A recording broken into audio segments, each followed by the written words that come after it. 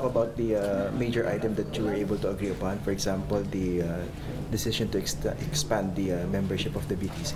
Yeah, the directive from our President Duterte, is that the process has to be inclusive. There has to be participation in the peace process. So now that we are in the implementing phase, we decided that one of the ways in which we can be very inclusive is to increase the number of the members of the Bangsamoro Transition Commission, which is going to be tasked with drafting the enabling law that will be submitted to Congress. Sir, paano po yung distribution? Is it 10 and 11? Well, I cannot speak on the government side. But for the MILF? Well, there is an increase, but I have not talked to my counterpart whether to disclose the exact number. Maybe they will know it later.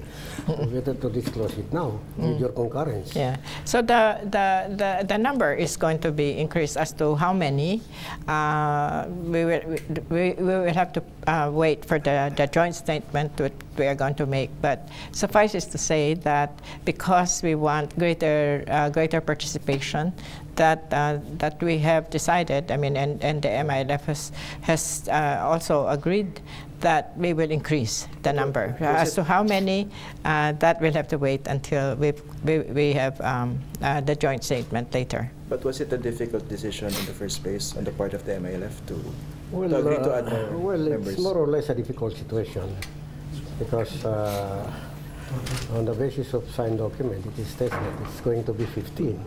8 coming from the MILF and 7 coming from the government of the Philippines.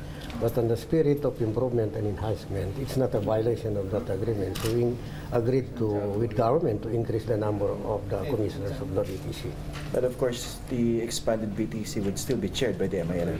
Mm-hmm. That's part of the agreement. Mm-hmm. It would be chaired by the MILF, coming from the MILF. Yeah, and they will also still have the majority. Mm-hmm. But so we thank the MILF for being very open to enhancing the process, to making it more effective and more participatory. And I think they understand that because their whole struggle has really been to give voice to them and to share the public space so that decisions are made in a more democratic manner.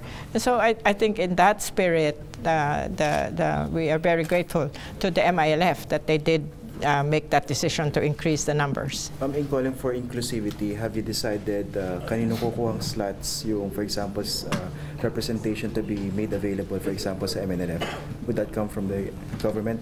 From the government numbers will include members from IP communities, from LGUs, from sultanates, the MNLF, and other groups.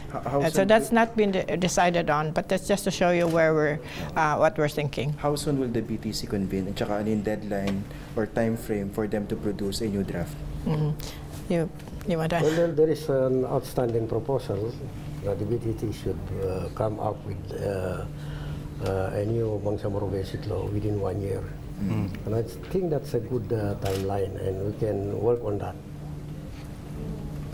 Yeah, so the BGC will have to be up and running very soon, because that process has to get you have to have a draft, then you have to send that to Congress, and we are hoping that it will be passed in a year's time, or even less than a year, because the good thing about the process now is that you have a president who has the political will to make that happen, and you have a Congress, as you've seen, both the Speaker of the House and the Majority Floor Leader were here for the formal launch of the implementing phase.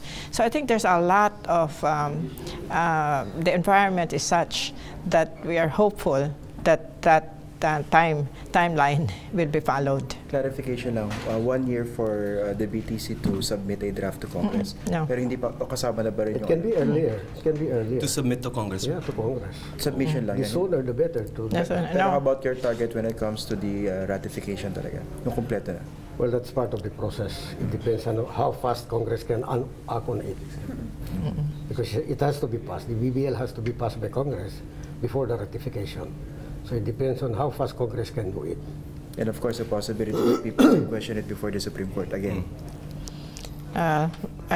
We don't even want to think of that.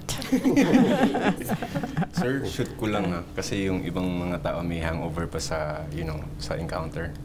Paano yun, sir, moving forward? How are we going to deal with it? Alin? Yung sa Mama Sapano. Well, it's part of the whole planning that we have a good communication strategy. And we have yet to discuss that together with our counterpart from government. We need really to come up with a very, very good and comprehensive communication strategy. Who will chair the BTC pala, sir? Of course, it would be coming from the MILF. I mean, who from the MILF? I don't know. Kayo pa rin ba? Hindi na kayo? Most likely, I would not chair the BTC anymore. I have done my part. So we have delivered. And I think on my part, personally, it's already a fulfilling thing for me. But you look frustrated. How come parang you sound frustrated? No, I'm not frustrated. We have delivered. We have come up with the BBL. We have so many levels of engagement, and we have rendered the final report to the Office of the President. So as far as we are concerned, while it did not pass Congress, but we have done our share of the responsibility. So now it's still up to the government now to deliver that political aspect of it. And that is the intention, of course, is to deliver an enabling law that will be compliant with the Constitution, compliant with all our laws, and so that's why I'm very happy with the kind of engagement we're having with MLF. So how do we avoid yung Excuse me. yung mga incidents? Well, we have to in the process, especially and I think the partnership of government Yung mic. Kunin ko ba yung mic?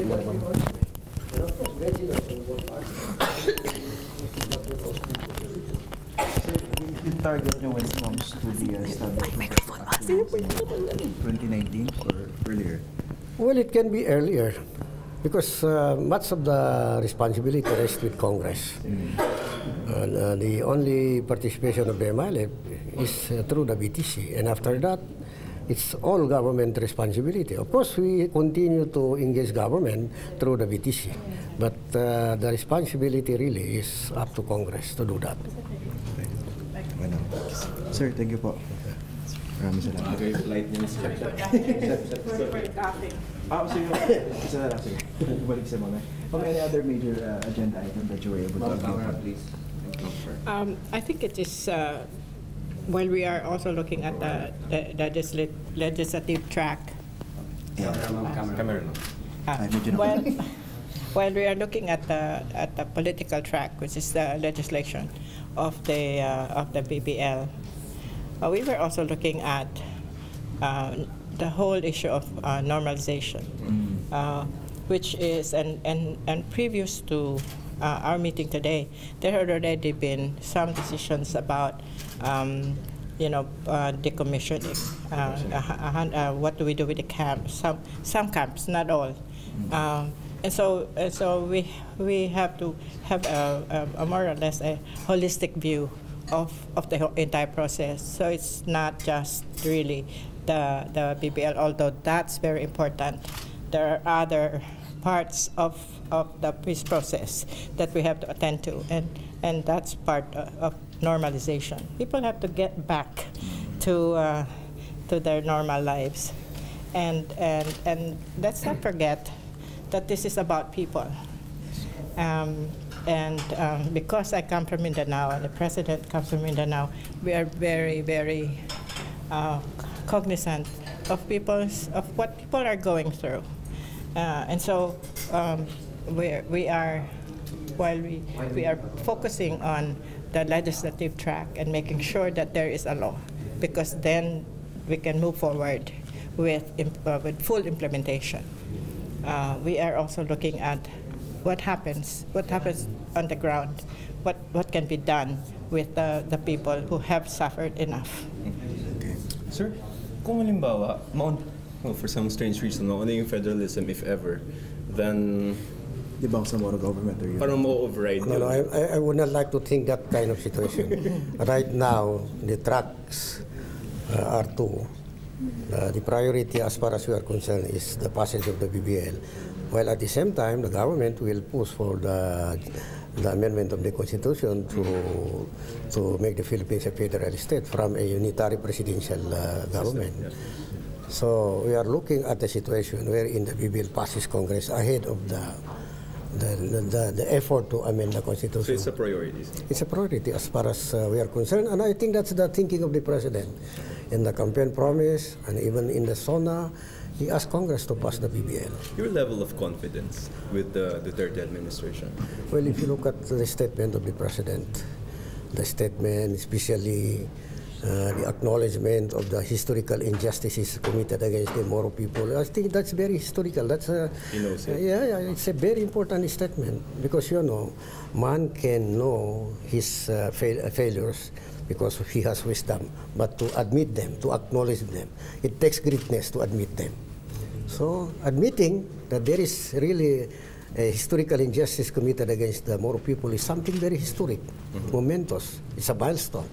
And only the President now has the gut to say that. After 17 years of negotiation? 17 years of negotiation.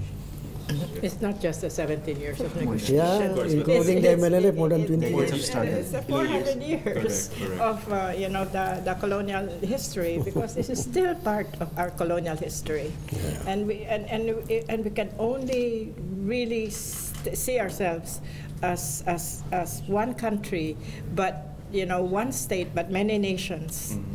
We can only do that if we do the right thing with the Bangsamoro people. Okay, thank you very much, ma'am.